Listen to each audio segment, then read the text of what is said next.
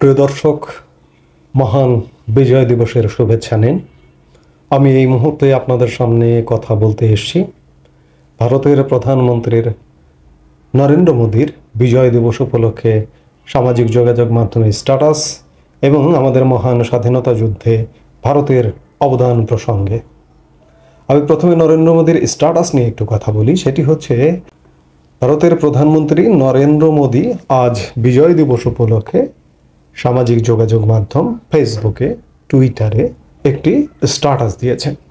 সেই স্ট্যাটাসে তিনি লিখেছেন, বাংলা করলে যেটি দাঁড়ায় যে আজ বিজয় দিবসে 1971 সালে ভারতের ঐতিহাসিক বিজয়ে অবদান রাখা সাহসী সেনাদের সাহস ও আত্মত্যাগকে আমরা সম্মান জানাই।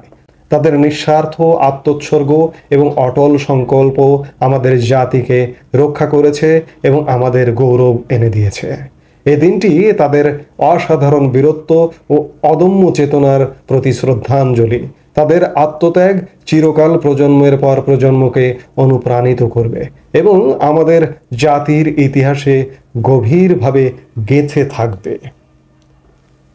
প্রধানমন্ত্রী নরেন্দ্র মোদী যে স্ট্যাটাসটি দিয়েছেন সেখানে ভারতের ঐতিহাসিক বিজয়ের কথা বলেছেন এবং এটি ভারতের ঐতিহাসিক বিজয় নিঃসন্দেহে ছিল। কেন ছিল না? যুদ্ধটা শুরু হয়েছে বাংলাদেশের স্বাধীনতা যুদ্ধকে কেন্দ্র করে, উপলক্ষ বাংলাদেশের স্বাধীনতা যুদ্ধ, এবং ভারতের সৈন্যবাহিনীর বাংলাদেশের পরিসংখ্যান অনুযায়ী, বাংলাদেশের মুক্তিযুদ্ধ মন্ত্রণালয়ের পরিসংখ্যান অনুযায়ী 1661 জন সৈন্য বাংলাদেশের মাটিতে শহীদ হয়েছেন। তাদের রক্তের দাগ বাংলাদেশের মাটি থেকে শুকায়নি, এখনো সেই রক্তের দাগ রয়েছে এবং কয়েক হাজার আহত। এবং এই যে মাত্র 13 দিনের যুদ্ধে যদি সহায়ক ভূমিকায় ভারত না নামতেন, আমরা প্রায় 8-8.5 মাস যুদ্ধ করে যাচ্ছিলাম, ভারতের সহযোগিতা যদি ওই মুহূর্তে না আসতো তাহলে বাংলাদেশের বিজয় অর্জন করা কঠিন হতো এবং আরও কতদিন এই যুদ্ধ চলতো আজকে 54 বছর পরে বসে এটি বলা এক প্রকার কঠিন ব্যাপার। সেই জায়গায় নরেন্দ্র মোদী তাদের বাহিনীর বিজয়ের কথা বলতেই পারেন। এই জায়গায় আমি খাটো করে দেখতে পারি না, কিন্তু ইতোমধ্যেই জানা গেছে বাংলাদেশ সরকারের আইন উপদেষ্টা স্ট্যাটাস দিয়েছেন যে প্রতিবাদ জানাচ্ছি। তিনি আরও কি লিখেছেন? সেখানে লিখেছেন যে তীব্র প্রতিবাদ করছি, 16 ডিসেম্বর 1971 ছিল বাংলাদেশের বিজয়ের দিন। ভারত ছিল এই বিজয়ের মিত্র, এর বেশি কিছু নয়। বাংলাদেশের বিজয়ের দিন যে ছিল এটি কেউ মনে হয় সন্দেহ করে না, সন্দেহ প্রকাশ করে না। কারা সন্দেহ প্রকাশ করে? কারা করে আপনারা জানেন?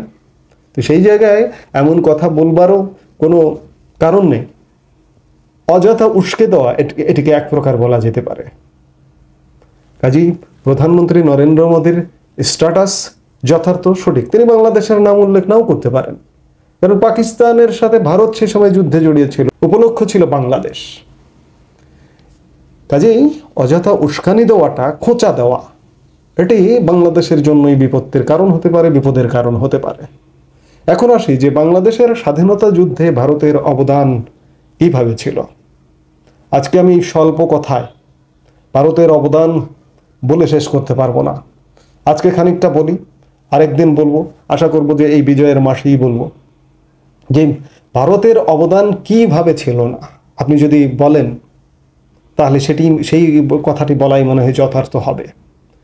প্রতি পদক্ষেপে বাংলাদেশের স্বাধীনতা যুদ্ধে, মুক্তিযুদ্ধে ভারতের অবদান ছিল। যুদ্ধের শুরু থেকে ভারতের অবদান ছিল। মার্চ এপ্রিল থেকেই ভারত আমাদের স্বাধীনতা যুদ্ধে, মুক্তিযুদ্ধে অবদান রেখেছেন। সেই সময়ের ভারত, একবার চিন্তা করুন, তৃতীয় বিশ্বের একটি দরিদ্রতম দেশ। জনসংখ্যা ছিল সেই সময় প্রায় 54 কোটি। বিশাল জনসংখ্যার বোঝা নিয়ে আমাদের 1 কোটি শরণার্থীকে ভারত আশ্রয় দিয়েছিল। এটি চারটিখানি কথা নয়, ভারতের জনগণও এটিকে মেনে নিয়েছিল। ভারতের জনগণও বুক চিতিয়ে আশ্রয় দিয়েছিল, বিশেষ করে পশ্চিমবঙ্গ, আসাম, ত্রিপুরা, মেঘালয়ের জনগণ। এই মুহূর্তে যারা আমার অনুষ্ঠান দেখছেন ওইসব রাজ্য থেকে আমার পরম শ্রদ্ধা জানবেন, নমস্কার জানবেন। 1971 সালে আপনাদের ভূমিকায় আমরা চিরকৃতজ্ঞ। আমার বাংলাদেশের মানুষ যারা আপনাদের প্রতি কৃতজ্ঞতা প্রকাশ করে না, শ্রদ্ধা প্রকাশ করে না, তারা অকৃতজ্ঞ। তাদের নিয়ে আমার বলবার কিছু নেই। আশ্রয় কিভাবে দিয়েছিলেন? এমন আশ্রয় দেবার ফলে অনেক এলাকায়, সে সমস্ত রাজ্যের অনেক এলাকার মানুষেরই জীবন বিপর্যস্ত হয়ে গিয়েছিল। এমনও ঘটনা ঘটেছে যে এক এলাকায় ভারতের জনসংখ্যা কম, কিন্তু আমাদের শরণার্থীরা তার থেকে কয়েক গুণ বেশি আশ্রয় নিয়েছিল। এটি কি জানেন? ভারতের পশ্চিমবঙ্গ প্রধান আশ্রয়দাতা আমাদের। পশ্চিমবঙ্গের ওই সময় জনসংখ্যা ছিল 4,40,00,000, কিন্তু আমাদের জনসংখ্যা, শরণার্থী মানুষ আশ্রয় নিয়েছিল 75,35,000, আর বাকি অংশ আশ্রয় নিয়েছিল আসাম, ত্রিপুরা, মেঘালয়ে। একটি পরিসংখ্যান দিলে আরো পরিষ্কার হবেন। পশ্চিমবঙ্গ ও ত্রিপুরায় সর্বাধিক শরণার্থী আশ্রয় নিলেও রাজ্য আর শরণার্থী পরিস্থিতি পুরোটা বোঝা যায় না। যেমন ধরুন 1971 সালে মেঘালয় রাজ্যের জনসংখ্যা ছিল মাত্র 10 লাখ, কিন্তু সেখানে আশ্রয় নিয়েছিল প্রায় 7 লাখ বাংলাদেশি শরণার্থী। রাজ্যের ছোট্ট একটি শহর বালাটের জনসংখ্যা ছিল 4,000, কিন্তু সেখানে আশ্রয় নিয়েছিল প্রায় 50,000 শরণার্থী। আমি একটু আগে যেটি বললাম যে পশ্চিমবঙ্গের জনসংখ্যা ছিল মাত্র 4,40,00,000, আর বাংলাদেশি শরণার্থী আশ্রয় নিয়েছিল 72,35,000।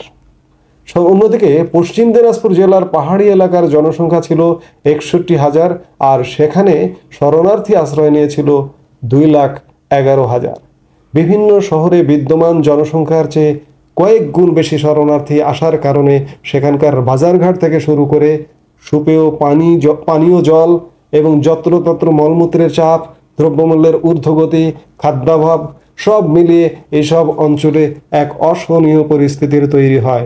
পরিবেশের ভারসাম্যের ব্যাপক বিরূপ পরিবর্তনের ফলে সংক্রামক রোগ ব্যাধি দ্রুত বিস্তার ঘটে। শরণার্থী শিবিরে রোগ ব্যাধি বিস্তার ঘটেছিল এবং স্থানীয় জনগণ সেই রোগেও আক্রান্ত হয়েছিল। এই যে পশ্চিমবঙ্গে কলকাতা শহরে শরণার্থী শিবির ছিল, আজকের কলকাতার অভিজাত এলাকা সল্টলেক। সেই সময় খানিকটা জলাভূমি সবেমাত্র ভরাট করা হচ্ছিল, সেই জায়গাতে শরণার্থী শিবির স্থাপন করা হয়েছিল। সেখানে কলেরার উৎপাত হয়েছিল, চোখ ওঠা রোগ, ওই সময় বলা হতো জয় বাংলা রোগ। এই জয় বাংলা রোগে কলকাতা শহরের মানুষ ব্যাপক হারে আক্রান্ত হয়েছিল। এই আক্রান্তের ফলে কলকাতার রেল বিভাগের রেল পরিচালনা পর্যন্ত বন্ধ হয়ে যাবার উপক্রম হয়েছিল। রেলের বহু সংখ্যক কর্মী এই চোখ ওঠা রোগে আক্রান্ত হয়েছিল। কলকাতা শহরের নানা পেশাজীবী আক্রান্ত হয়েছিল। এক প্রকার কলকাতা শহরও অচল হয়ে যেতে বসেছিল। কেন? কিসের স্বার্থে তারা আশ্রয় দিয়েছিল? শুধুমাত্র মানবিক কারণে, মানবতার কারণে আশ্রয় দিয়েছিল।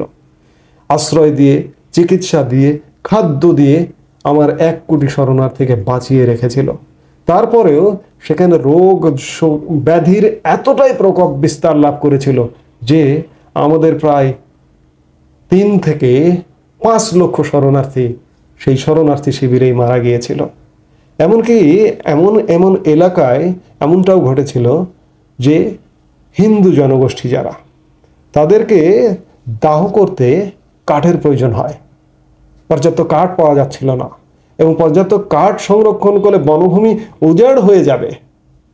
এ কারণে নদীতে ভাসিয়ে দেওয়া, মাটিতে পুঁতে দেওয়া এমন ঘটনাও ঘটেছিল। এসব রোমহর্ষক ঘটনা যত শুনি তত অবাক হয়ে বিস্মিত হই। এভাবে আশ্রয় দিয়েছিল একদম শেষ পর্যন্ত। এই যে ভারত পাকিস্তানের সাথে যুদ্ধে জড়ালো কিভাবে? পাকিস্তান খোঁচা দিয়েছিল। প্রথম পাকিস্তান ভারতকে আক্রমণ করে, একাধিক এয়ারবেস ক্যাম্পে পাকিস্তান আক্রমণ করেছিল। দোষ কি?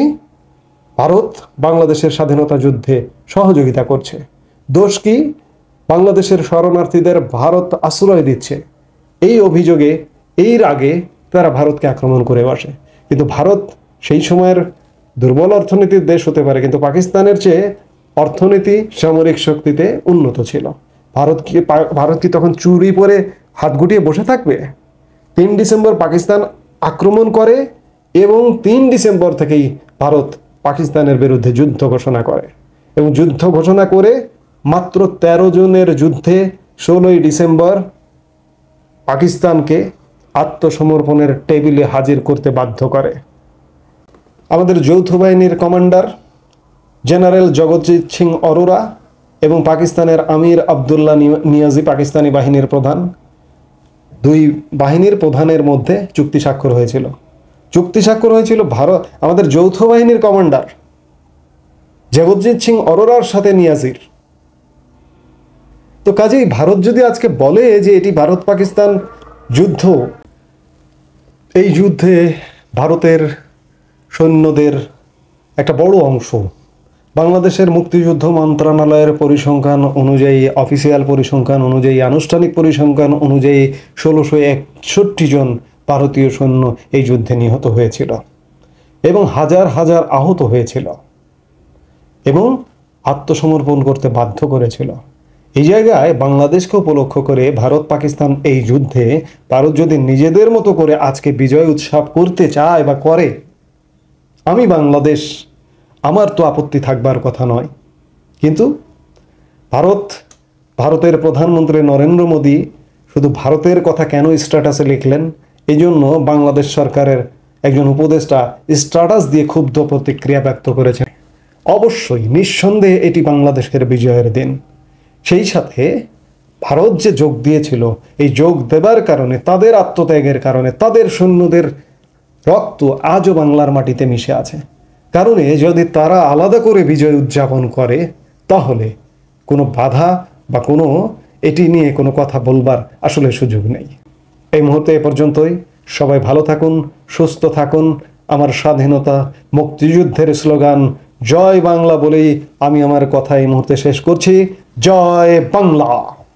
আমাদের ভিডিওগুলো নিয়মিত পেতে সাবস্ক্রাইব করুন Sajjad Kadir and the legends YouTube channel এবং লাইক, কমেন্ট, শেয়ার করে সাথে থাকুন।